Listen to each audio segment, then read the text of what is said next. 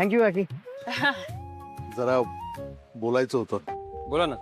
नाही म्हणजे आता या दोघांच्या साखरपुड्याचं ठरवायला लागेल ना आपल्याला. हो ना, म्हणजे आता चातुर्मास सुरू होईल ना, मग त्याच्यानंतर एवढे काही मुहूर्त पण नाही आहेत. आपण साखरपुडा तरी करून घेऊया. आता जे झालं ते झालं, पण कसं आहे की आता लोकांना हळूहळू ह्यांच्याविषयी कळेलच. मग आपल्या कानावर काहीतरी येण्यापेक्षा ना आपणच आपलं आपलं काहीतरी ठरवूया ना. मी कोणावर दबाव नाही टाकत आहे, पण आता जे काय आहे ते तुमच्याच हातात आहे. मला कळतंय का की तुम्ही काळजी करू नका. आपण उद्याच भेटू साखरपुड्याची बोलणी करण्यासाठी. मी बोलीन आईशी. चला येतो. काय हॅपी? एक काम कर, फोन लाव. मीच लावून देतो. तूच बोल. नाही नाही बोल बोल तूच बोल. अरे बोल रे बोल बोल तू बोल, तू रिस्पॉन्सिबल माणूस आहे ना, बोल. घरातला रिस्पॉन्स. नो टंकी. स्पीकरवर टाक. लाऊड स्पीकर आणू? नाही फोन स्पीकरवर टाक. पप्पा तुमचा फोन वाजतोय. सहाने शिडीने वर आले. ए का मग तू माझं खाली टाकलेला. एकदम चिटिंग करते. चिटर. थांब. आता बघ. हॅलो.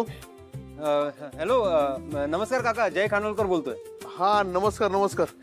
पमा. हा बोला ना. कसे आहात काका? आम्ही मस्त. तुम्ही कसे आहात?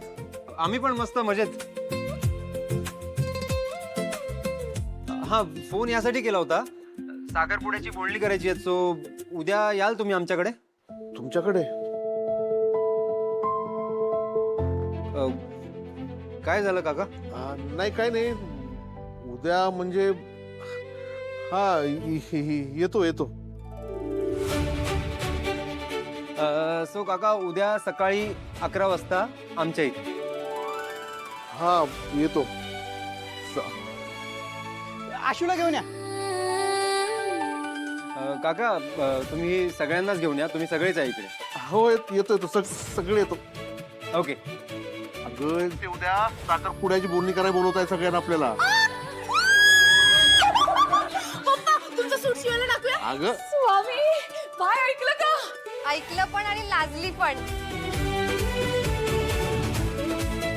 ये आता आशुताई आणि गौतमजींचं लग्न होणार. हॅलो. थँक्यू बर का. हॅलो काका. थँक्यू कशाला? माझ्या सुद्धा भावाच्या आयुष्याचा प्रश्न आहे ना. फोन द्या ना मला. कट कर ना. हॅलो. अगं बरं झालं ना तुम्ही देवापुढे साखर ठेवा. मी उमाताईला फोन करून येते. हा.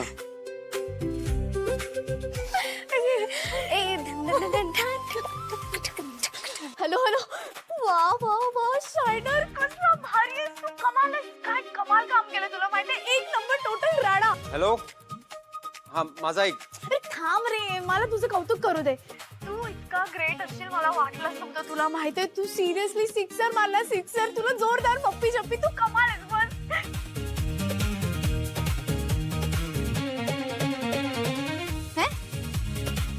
जाऊ. आता पप्पा म्हणाले की उद्या आपल्याला साखरपुड्याची बोलणी करायला जायचंय.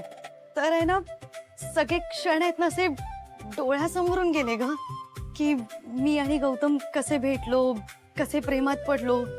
मी स्वप्नात सुद्धा विचार केला नव्हता की मी प्रेमात पडेल आणि माझ्यावर कोणीतरी प्रेम करेल. म्हणजे मला असंच वाटायचं की प्रेम हे फक्त सुंदर मुलीवर आणि स्मार्ट मुलींवरच करतात. आणि मी कुठे आहे ना तशी. ए थांब ना थांब. काय बडबडतेस? ताई वेडी आहेस का तू? ताई तुझ्या इतकी सुंदर ना कोणीच नाहीये. कळलं? काय पण बोलू नको. गप ग, उगाच काहीही बोलू नकोस. हा ऐक ना तू उगाच मध्ये मध्ये नको बोलूस. सॉरी सॉरी बोल. मग गौतम आला माझ्या आयुष्यात.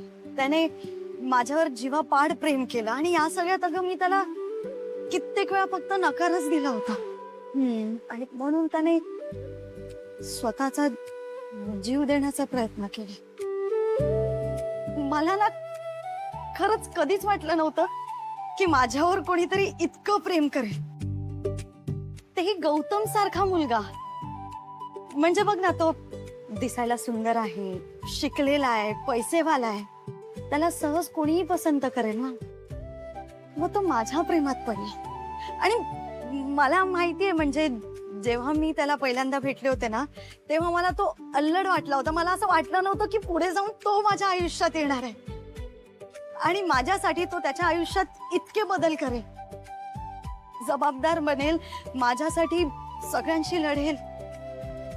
प्रेम हे इतकं सुंदर असतं ग शरू. म्हणजे मी आता वेडी वाटत असेल तुला, पण 24 तास आहे ना, मी फक्त आणि फक्त गौतमचा विचार करते. म्हणजे तो जर इथे असता तर तो कसा वागला असता, त्याने माझ्याकडे कसं बघितलं असतं, मला बघून काय बोलला असतं, हे सगळे विचार येत आहेत माझ्या डोक्यात.